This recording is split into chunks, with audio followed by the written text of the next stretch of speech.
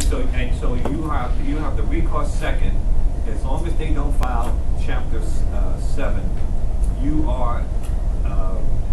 It could take as long. It could be, like you said, years and years and years. You still have that lien against that buyer, against that owner of the property. If you sue them and get a judgment, you now have a judgment against them, which can be recorded in all 58 counties of California, and there are 47 states have sister state arrangements. Actually, 49 now states have. 48 of the other 49 states now have sister state arrangements with California, so you can enter the judgment there as well. Which two states don't? It's the one state that doesn't, it's Louisiana. It's all kind of different. Right here. In this recourse and non-recourse, is this in the seller's paperwork somewhere, or do you have to ask that? Does the seller have to call that? Question is this, whether it's recourse or non-recourse, is that written somewhere? And the answer is absolutely not. It is. There are some commercial loans where it's written and it says it's recourse or non-recourse or environmental carve-outs and what have you, but none of these loans say this. This is not a function of agreement between lender and borrower. This is a function of California's anti-deficiency legislation, and it's a technically written legal nightmare. I'm quoting the Supreme Court in what they called it. It's a very technical thing, which is why I'm raising the issue, so you know there's an issue out there as to whether it's recourse or non-recourse. It's probably something that you don't want to tell them, yeah, it's recourse or non-recourse. So I hand over here, go. Back to the first and the second. If the first and the second agree, let's say the second says, okay, I'll take 15,000, the first agrees.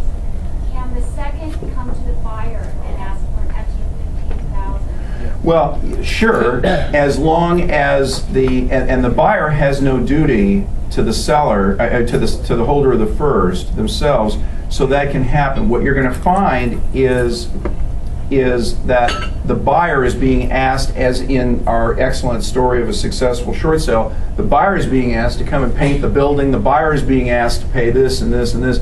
As long as the buyer is willing to pay more money, then the buyer can pay money to anyone. It's the seller who can't get benefit. And by the way, criminal indictment against a realtor, it'll probably hit the newspapers soon, in the South Bay, who collaborated with the buyer and seller to agree that the buyer would buy some of the seller's furniture for this much money. It was a charade to get money to the seller, and the realtor says, look, I didn't do anything wrong, which is how those sentences always start when you're being indicted.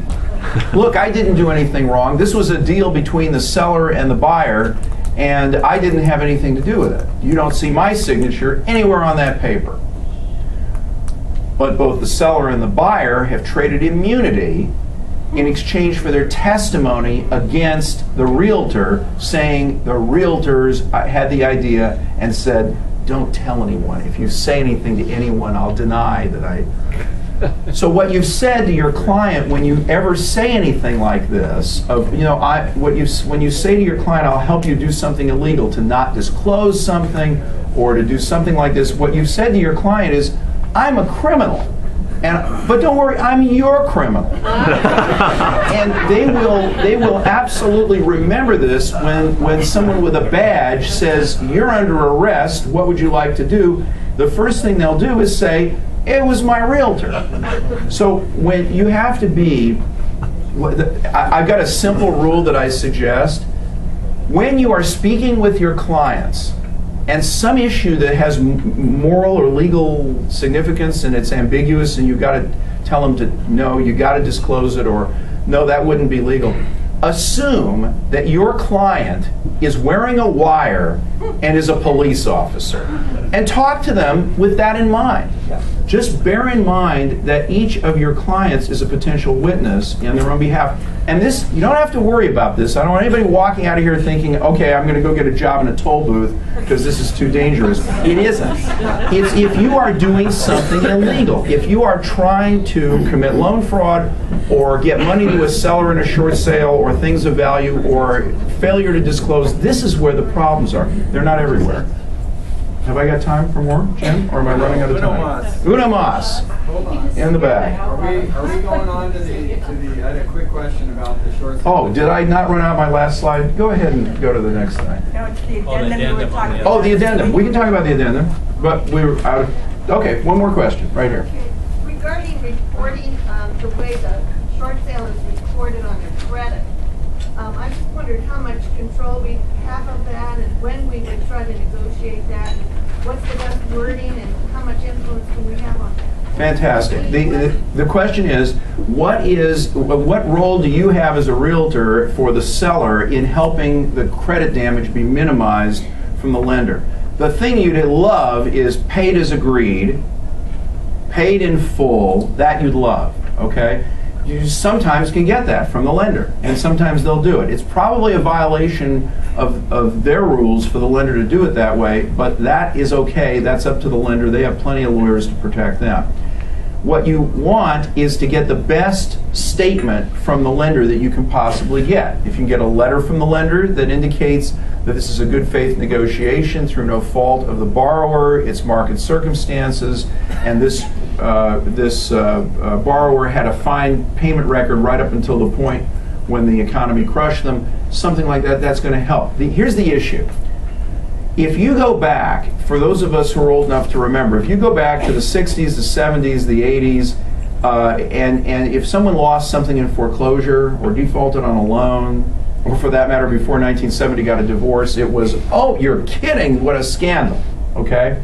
What's changed now for these lenders is I envision a time maybe 4 or 8 or 10 years from now when a borrower is going to sit in front of a loan officer and say, you know, I had to do a short sale back in 2009.